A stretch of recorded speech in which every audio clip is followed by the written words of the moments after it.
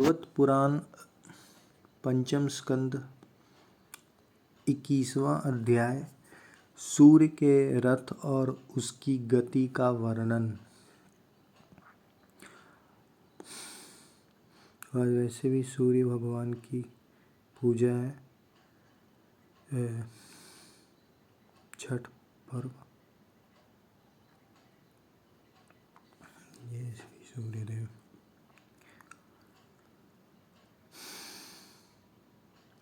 श्री सुखदेव जी कहते हैं, राजन, परिमाण और लक्षणों के सहित इस भूमंडल का कुल इतना ही विस्तार है, सो हमने तुम्हें बता दिया। इसी अनुसार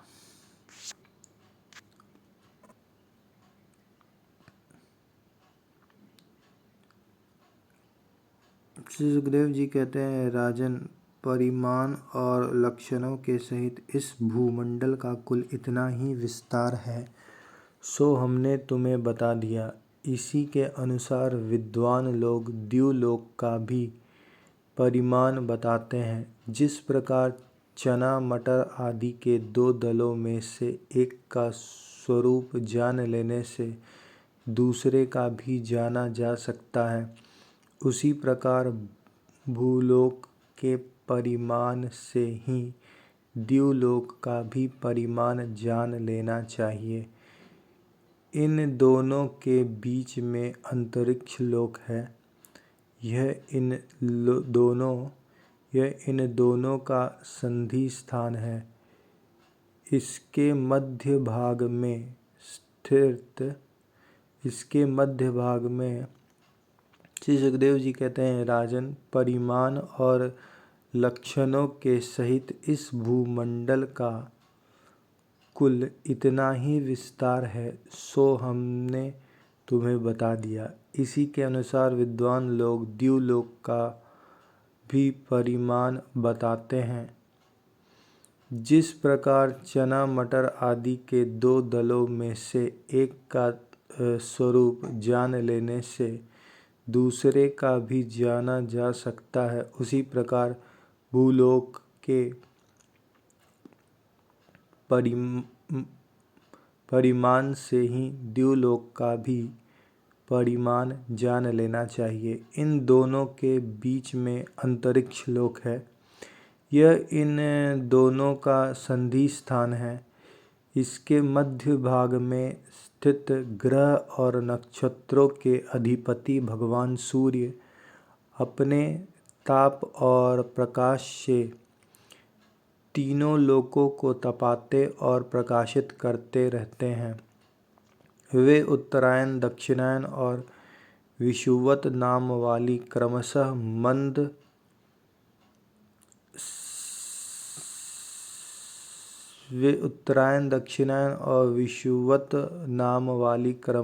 मंद, शीघ्र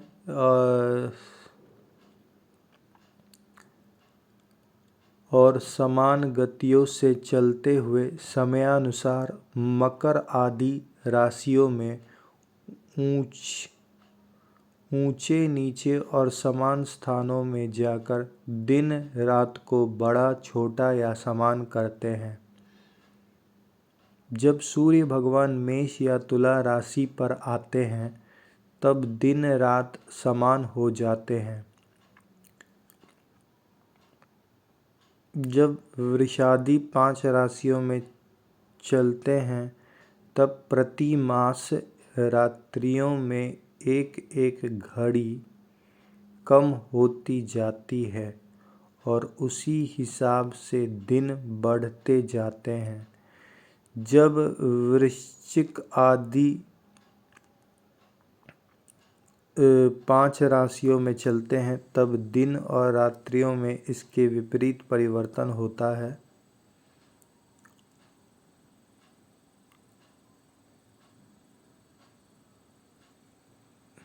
इसका मतलब है कि प्रति मास दिन में एक एक घड़ी कम होती जाती है।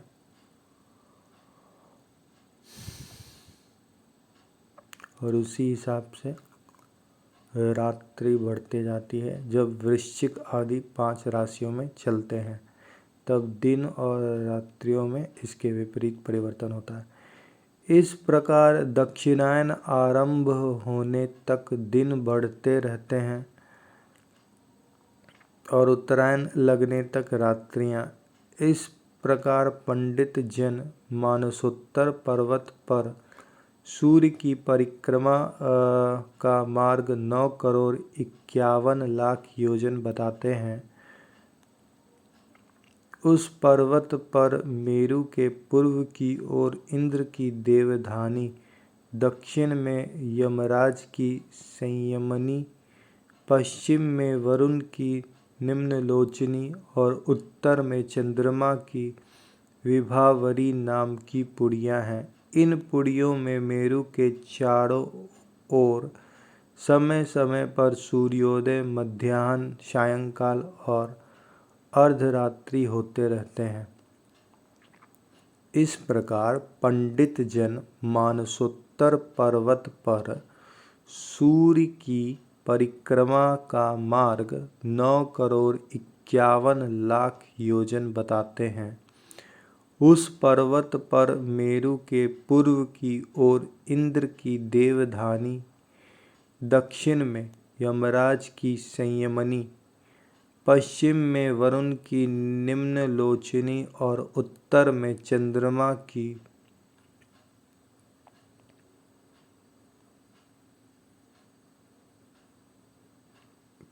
की विभावरी नाम की पुड़ियाँ हैं। इन पुड़ियों में मेरु के चारों ओर समय समय पर सूर्योदय, मध्याह्न, सायंकाल और अर्धरात्रि होते रहते हैं। इन्हीं के कारण संपूर्ण जीवों की प्रवृत्ति या निवृत्ति होती है। राजन, जो लोग सुमेरु पर रहते हैं उन्हें तो सूर्यदेव सदा मध्याह्नकालीन रहकर ही तपाते रहते हैं। वे अपनी गति के अनुसार अश्विनी आदि नक्षत्रों की ओर जाते हुए यद्यपि मेरु को बाईं ओर रखकर चलते हैं तो भी सारे ज्योतिर्मंडलों को घुमाने वाली निरंतर दाईं ओर बढ़ती हुई प्रवाह वायु द्वारा घुमा दिए जाने से वे उसे दाईं ओर रखकर चलते जा पड़ते हैं। जिस पुरी में सूर्य भगवान का उदय होता है उसके ठीक दूसरी ओर की पुरी में वे अस्त होते मालूम होते। जिस पुरी में सूर्य भगवान का उदय होता है उसके ठीक दूसरी ओर की पुरी में वे अस्त होते मालूम होंगे और जहाँ वे लोगों को पसीने पसीने करके तपा रहे होंगे उसके ठीक सामने की ओर आधी रात होने के कारण वे उन्हें निद्रावश किए होंगे। जिन लोगों को मध्याह्न के समय वे स्पष्ट दिख रहे होंगे वे ही जब सूर्य सौम्य दिशा में पहुँचे जाएं तब उनका दर्शन नहीं कर सकेंगे।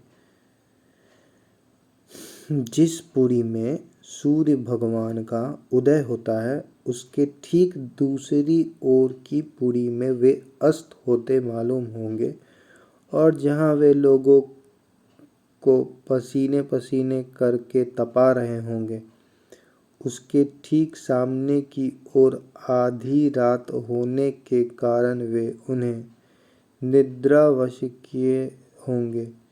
जिन लोगों को मध्याह्न के समय वे स्पष्ट दिख रहे होंगे वे ही जब सूर्य सौम्य दिशा में पहुँच जाएं तब उनका दर्शन नहीं कर सकेंगे।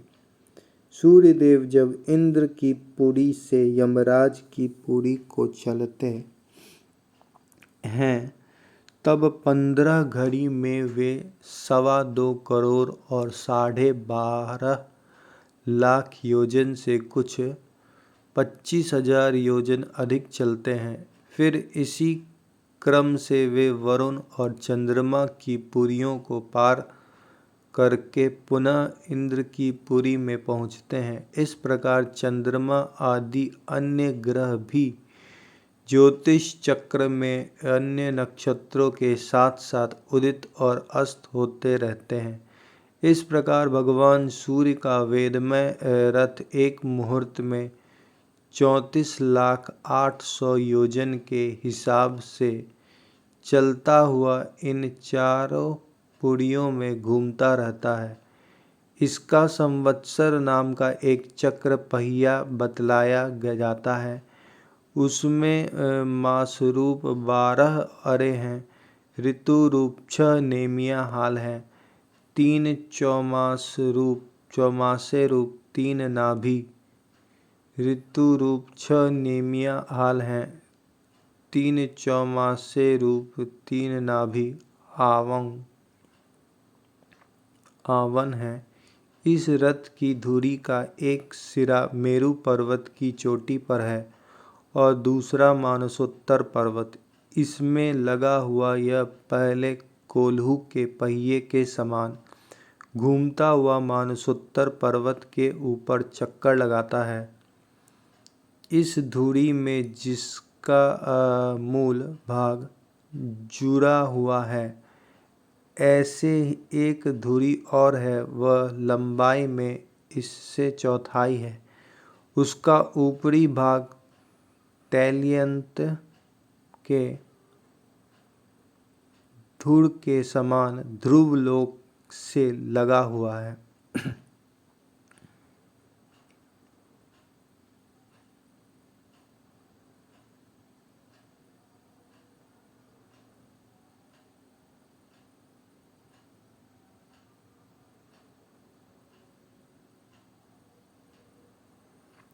इसका संवत्सर नाम का एक चक्र पहिया बतलाया जाता है। उसमें मास रूप 12 अरे हैं, ऋतु रूप 6 नेमिया हाल हैं,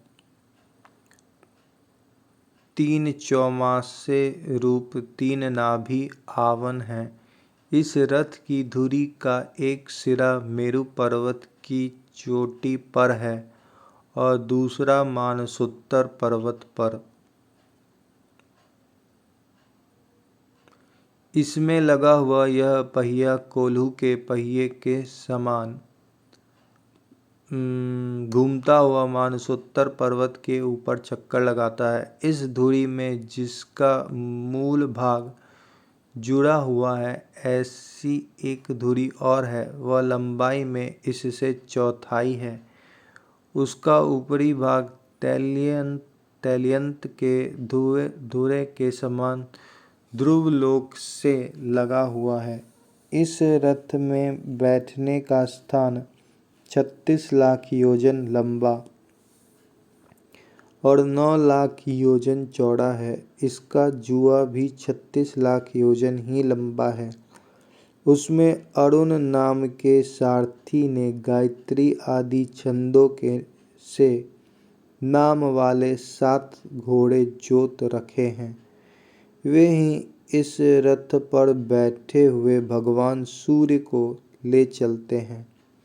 सूर्य देव के आगे उन्हीं की ओर मुँह करके बैठे हुए अरुण उनकी सारथी का कार्य करते हैं। भगवान सूर्य के आगे अंगूठे के पोरुए के बराबर आकार वाले बालकिल्यादि 60,000 ऋषि स्वस्ति वाचन के लिए नियुक्त हैं। वे उनकी स्तुति करते रहते हैं। इनके अतिरिक्त ऋषि, गंधर्व, अप्सरा, नाग, यक्ष, राक्षस और देवता भी, जो कुल मिलाकर 14 हैं, किंतु जोड़े से रहने के कारण 7 गण कहे जाते हैं। ऋषि, गंधर्व, अप्सरा, नाग, यक्ष, राक्षस और देवता भी, जो कुल मिलाकर 14 हैं, किंतु जोड़े से रहने के कारण 7 गण कहे जाते हैं। प्रत्येक मास में भिन्न भिन्न नामों वाले होकर अपने भिन्न भिन्न कर्मों से प्रत्येक मास में भिन्न भिन्न नाम धारण करने वाले आत्मस्वरूप भगवान सूर्य की दो दो मिलकर उपासना करते हैं। इस प्रकार भगवान सूर्य भूमंडल के 9,51,00,000 योजन लंबे घेरे में से प्रत्येक क्षण में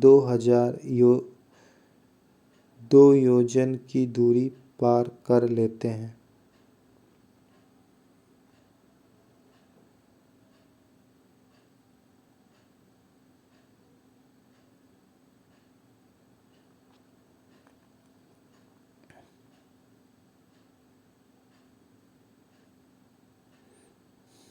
इस प्रकार भगवान सूर्य भूमंडल के 9,51,00,000 योजन लंबे घेरे में से प्रत्येक क्षण में 2,002 योजन की दूरी पार कर लेते हैं।